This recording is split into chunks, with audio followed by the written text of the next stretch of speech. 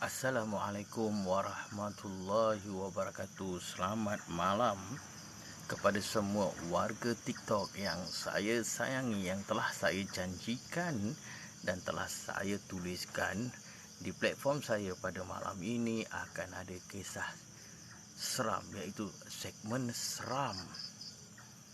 Dan insya-Allah setiap malam saya akan bercerita tentang cerita seram. Cerita ini adalah cerita benar yang terjadi di laluan Jalan Abdul Latif, iaitu ataupun laluan Jalan Kampung Petani Minyak Beku, Batu Pahat, Johor.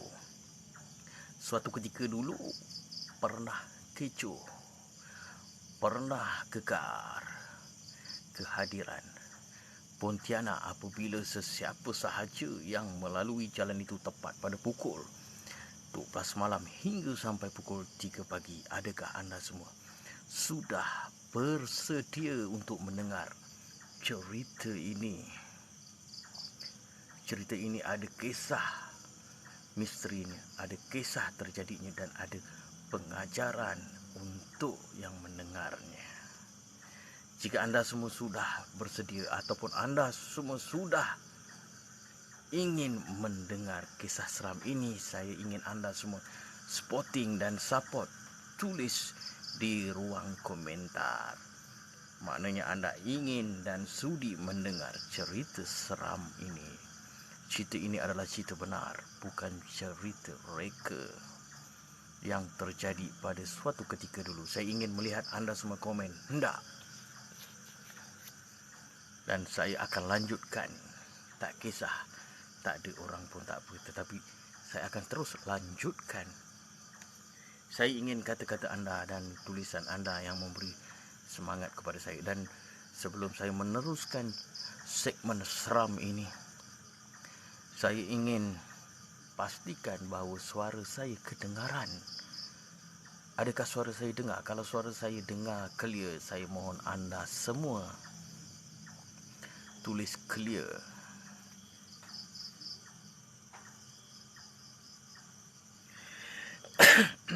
Adakah clear? Saya bertanya lagi, adakah clear? Dan saya akan bercerita sebentar saja lagi. Pastikan clear.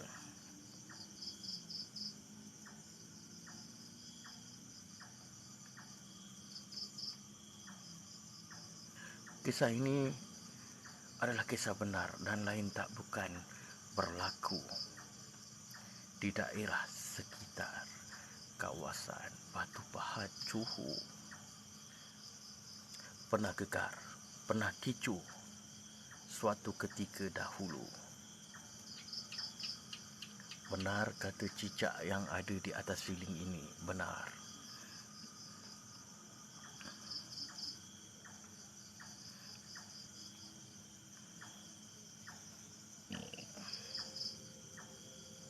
Okey.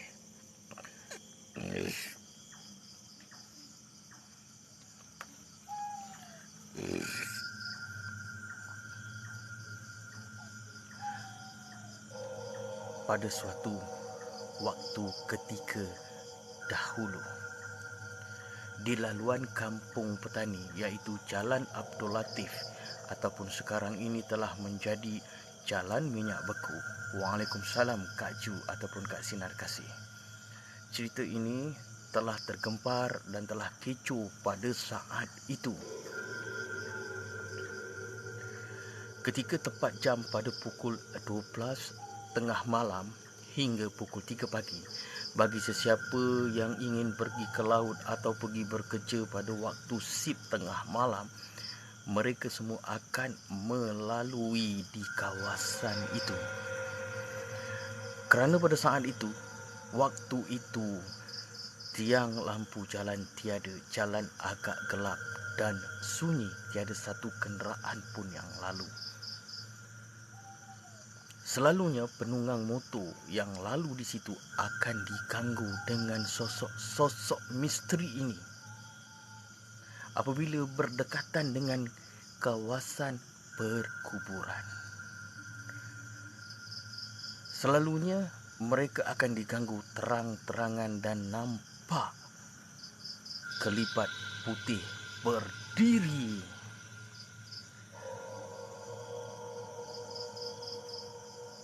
Macam ada sesuatu yang bunyi. Terima kasih Kak Ju. Macam ada sesuatu yang sedang bunyi.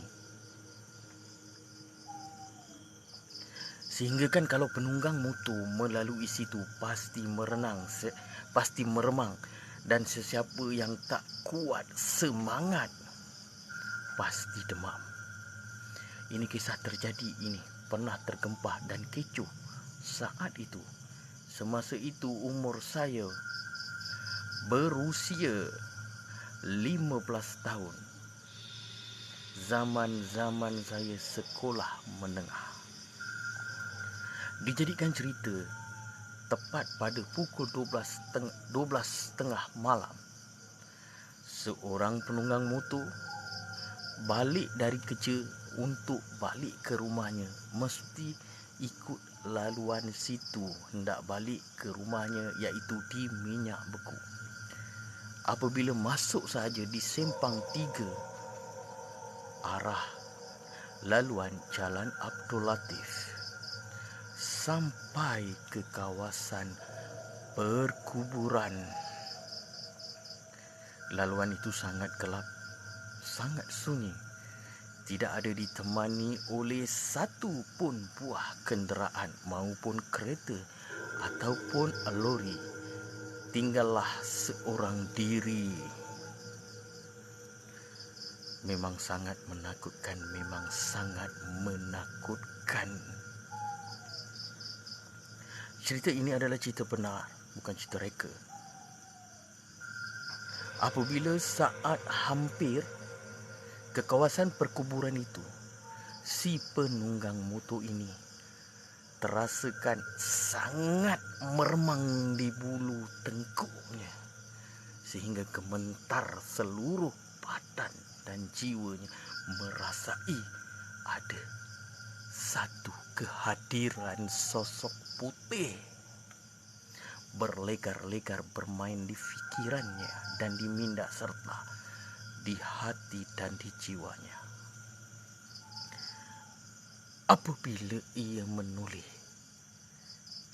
sambil menunggang motor, apabila ia menoleh melihat ke kawasan perkuburan itu, ternampak kelibat Pontianak berdiri tegak dan rambutnya terjurai.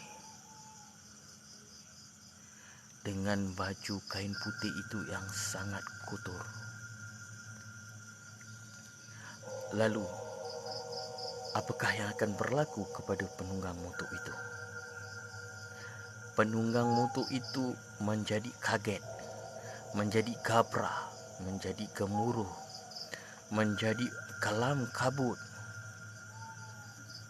Lalu ia terus memecut tanpa menghiraukan keselamatannya lagi. Dan ia terus menunggang laju sampai ke rumahnya. Dijadikan kenapa cerita ini cerita yang benar, bukan cerita yang reka. Setelah penunggang motor yang pertama ini melalui dan merasai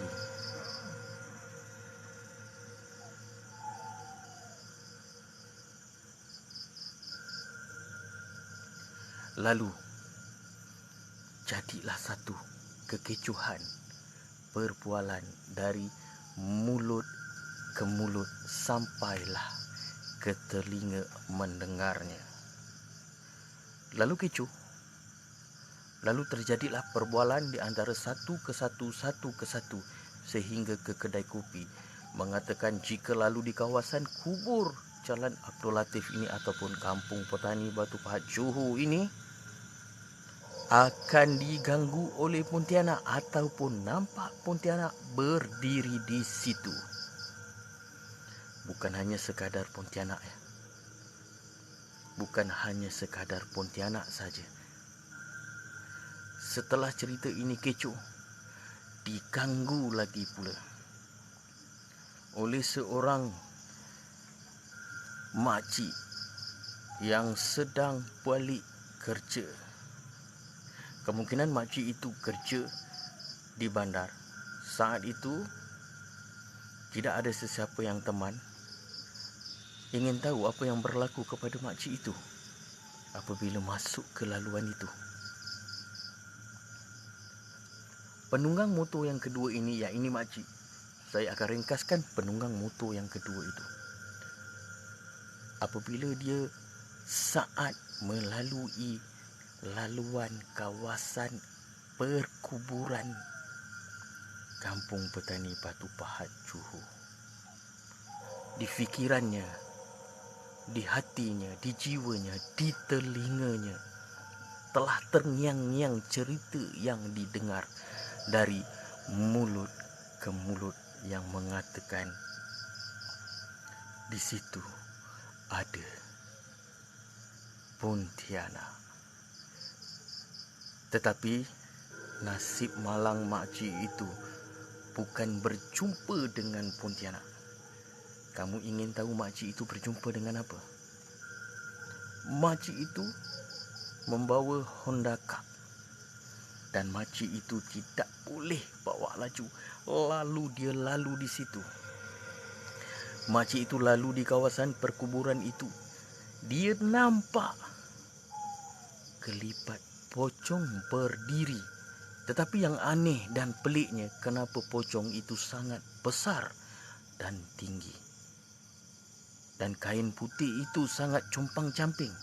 Dan pocong itu tidak mengejarnya dan tidak melompat, hanya berdiri di situ. Lalu makcik itu terus menunggang motornya sehingga mulutnya terkumat kamit membacakan apa yang dia tahu dan ingat di dalam fikirannya. Kamu semua rasa kalau kamu di tempat makcik itu, apa yang kamu rasakan dan apa yang kamu lakukan? Ini cerita bukan cerita rekayasa. Ini cerita adalah cerita benar. Terjadi kekecohan selama lebih kurang 1 bulan lebih. Seingat-ingat saya. Ini cerita-cerita benar. Dijadikan ceritanya, kekecohan berlaku perbualannya. Perbualan antara mulut ke mulut, kopi ke kedai kopi, kopi ke kedai kopi, warung ke warung. Cerita ini menjadi heboh. Ataupun saat ketika itu tidak ada handphone yang canggih untuk diviralkan, hanya yang ada mulut sahaja diceritakan kepada sesiapa yang menemuinya. Bukan sekadar penunggang 1, penunggang 2, penunggang 3. Bermacam penunggang-penunggang. Ada yang sampai terbabas. Ada yang sampai lari tinggalkan kenderaannya. Kamu ingin tahu apa yang terjadi setelah orang kampung pula menyiasat perkara ini berlaku? Kalau kamu ingin tahu cerita selanjutnya apa yang berlaku, yang terjadi, yang mengatakan nampak Pontianak dan pocong di kawasan perkuburan Jalan Abdul Latif. Kalau kamu ingin tahu cerita selanjutnya, saya nak kamu komen. Saya ingin tahu. Dan saya akan sambungkan cerita ini untuk kamu semua tanpa perlu bayar apa-apa. Ini cerita adalah kisah cerita yang benar, bukan cerita reka. Ini cerita saya harap kamu semua dengar dan menjadikan sebagai iktibar dan juga pengajaran untuk kamu. Nak komen apa ya Pancak pun? Kamu semua, saya harap kamu semua komen. Saya ingin dengar cerita selanjutnya. Cerita ini hampir-hampir ni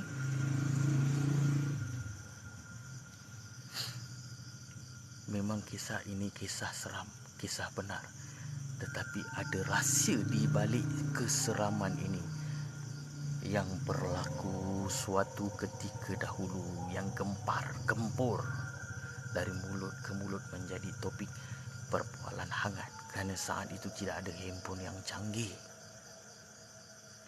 Jika kamu ingin tahu, ingin mendengarnya dan sudi mendengarnya secara ikhlas, saya akan lanjutkan cerita ini untuk kamu semua tanpa bayaran, tanpa perlu apa-apa. Hanya saya ingin berkongsikan cerita yang gempar-gempur ini.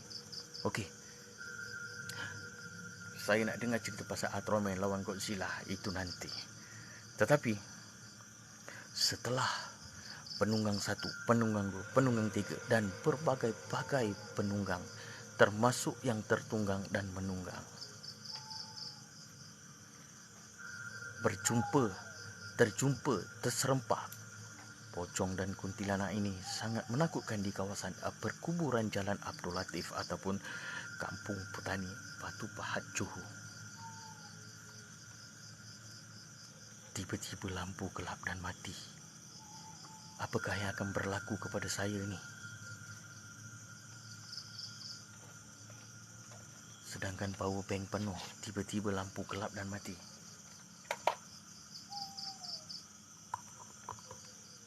Sebentar, jika tidak kamu semua tidak nampak muka saya dan kamu akan merasa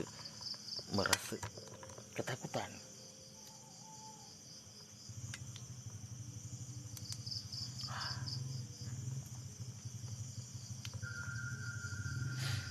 Okey. Setelah anak-anak muda ataupun orang kampung mula berkumpul dan menyiasat perkara ini, benarkah ada pocong atau kuntilanak yang mengganggu di laluan itu? Pocong dan kuntilanak itu benar-benar ada ataupun tidak? Kenapa hanya orang luar saja diganggu dan orang kampung tidak diganggu? Dijadikan kisah malam pertama, mereka semua berkumpul dan berancang dan ingin menangkap ataupun menghalau pontianak ataupun pocong yang mengganggu di kawasan perkuburan itu. Lalu mereka berjalan beramai-ramai dan mereka menyembunyikan diri. Ada yang duduk di tepi pokok pisang, ada yang duduk di tepi sana, ada yang duduk di tepi sini. Mereka melihat, mereka menunggu, setia menanti dikatakannya lah. Tetapi sayangnya, pontianak atau pocong itu tidak timbul-timbul sampai ke subuh. Ini yang dikatakan saya, cerita ini adalah cerita benar, bukan cerita reka. Cerita ini adalah cerita fakta yang terjadi suatu ketika dahulu.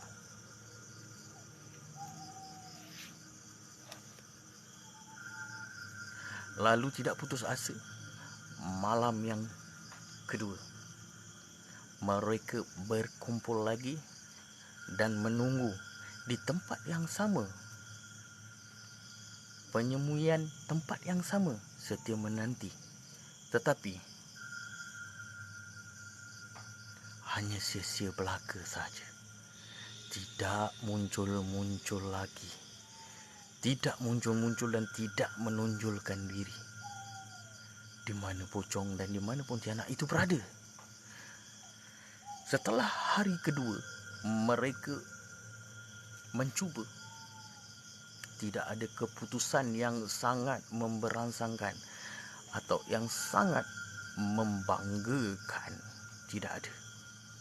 Lalu mereka semua terfikir, adakah pontianak ataupun pocong ini takut jika ramai-ramai ingin mencari dan menunggu hendak menghalau atau menangkapnya?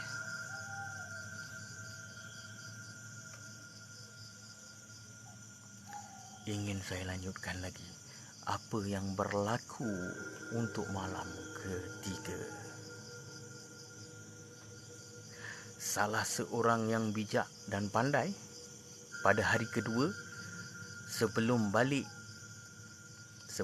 ke rumah, salah seorang berpesan kepada semua, malam esok kita tidak perlu tunggu ataupun kita cari, biar dia muncul sendiri. Kenapa dan mengapa salah seorang itu berkata begitu? Mengapa? Kerana dalam diam ada seorang yang berfikir begitu. Kenapa? Saya ingin tanya anda kenapa? Sebab apa? Kini saya beritahu.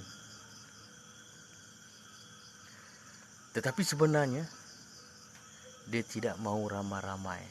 Hanya dia berpakat dengan kawan-kawan seramai 3 atau 4 orang. Pada malam ketiga itu, malam yang macam biasa, malam yang sunyi, tiada satu kenderaan lalu. Jadi 3 ataupun 4 orang ini telah bersembunyi dahulu. Mereka keluar tanpa membawa kenderaan ataupun motornya. Mereka keluar berjalan kaki, menyembunyikan diri di satu tempat yang benar-benar yang tidak ada siapa boleh nampak, kecuali nyamuk sahaja yang nampak mereka kalau mereka yang bersembunyi di situ.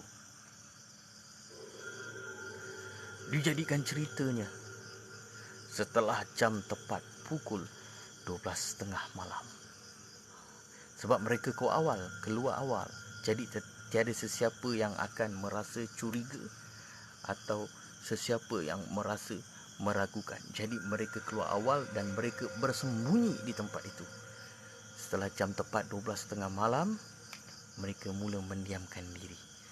Lalu terdengar bunyi sepasang kaki ataupun kelipat 2 makhluk yang bernama manusia sedang berjalan menuju ke atas, ke kawasan perkuburan.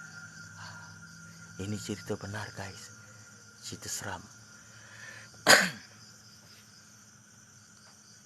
Nak dijadikan cerita. Lalu ada satu penunggang motor kebetulan lalu terdengar bunyi exhaust motornya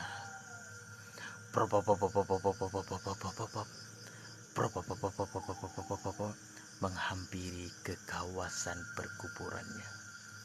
Yang anehnya, Pontianak dan pocong itu tidak melompat, tidak terbang, akan tetapi boleh berjalan. Diam berdiri di kawasan perkuburan itu. Lalu motor itu melintas, melihat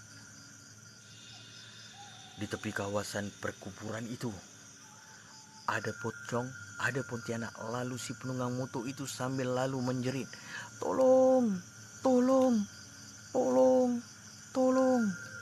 Terus memecut motornya selaju-lajunya. Selepas motor itu pergi jauh, kedengaran suara ketawa di antara pocong dan kuntilanak itu. Berketawa sesuka hati, riang-ria gembira, tanpa disedari ada yang sedang mengintipnya. Lalu si pocong dan Pontianak itu kembali berdiri, mendiamkan diri. Si pengendap 4 orang ini telah berkumpul, mengepung, dan salah seorang itu ada senjata, iaitu lestik. Lestik diletaknya biji getah, biji keras. Di lestiknya pocong dan Pontianak ini. Kelepak kena di badannya. Salah seorang menjerit, "Aduh, sakit." Benar ke Pontianak ataupun pocong boleh menjerit sakit? Ini saya telah cakap. Ini cerita seram dan cerita benar yang berlaku agar kamu semua berfikir menjadi iktibar ataupun pengajaran. Lalu 4 ini datang mengejar. pocong dan pontianak itu tidak lari. Setelah dikepung, ditangkap, ternyata yang menjadi pocong dan pontianak ini adalah budak-budak kampungku. Inilah cerita benar yang saya kongsikan kepada kamu semua. Jadikanlah ia satu pengajaran. Belum tentu tempat yang gelap itu, tempat yang menyeramkan itu ada hantu. Belum tentu ia muncul seketul macam itu. Kemungkinan ada yang nakal, ada budak-budak yang ingin mengganggu. Itulah kisah di sebalik cerita seram yang saya sampaikan kepada anda semua pada malam ini. Ada pengajaran di sebaliknya. Jika kamu ingin lalu sesuatu, jika kamu ingin kamu merasakan sesuatu, kamu perbanyak zikirlah. Ingat-ingat apa yang perlu kamu bacakan. Ini adalah cerita benar. Cerita benar. Suatu ketika dahulu memang kecoh. Memanglah kecoh. Memang gempa, memang gempur. Tak ada siapa pun orang luar yang tahu. Cerita ini tersimpan dan dirahsiakan. Kini saya buka ceritanya dan saya tidak akan sebut siapa yang menjadi nakal di dalam sebaliknya menjadi hantu dan pocong. Setelah itu perkara itu berlaku. Jadi makhluk yang bernama manusia itu tidak berani lagi menjadi pocong ataupun pontianak. Itulah serba sedikit kisah seram, kisah menakutkan, kisah benar yang berlaku di laluan Jalan Abdul Latif, Kampung Petani ataupun Jalan Minyak Beku, Batu Pahat, Johor. Suatu ketika dulu, ternyata kuntilanak dan pocong itu adalah gangguan buatan daripada manusia.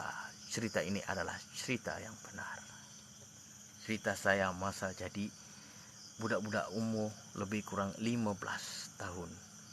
Saya masih ingat lagi. Segar di ingatan saya.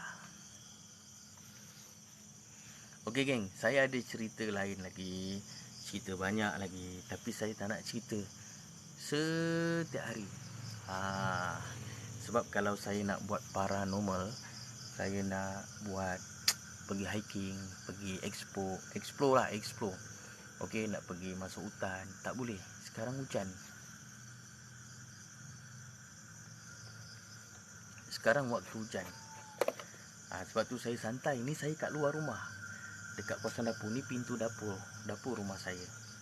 Terima kasih kepada anda semua yang sudi mendengar cerita seram saya. Apapun, tunggu malam esok, insya-Allah kemungkinan kita ada cerita tentang Bukit Keliling. Dan terima kasih kepada Kak Jo, serta Kak Long ataupun Acai, serta Mak Noh dan sesiapa lagi yang telah beri saya gift. Terima kasih, semoga rezeki anda melimpah ruah. Bye bye, jumpa lagi. Assalamualaikum warahmatullahi wabarakatuh. Bye bye.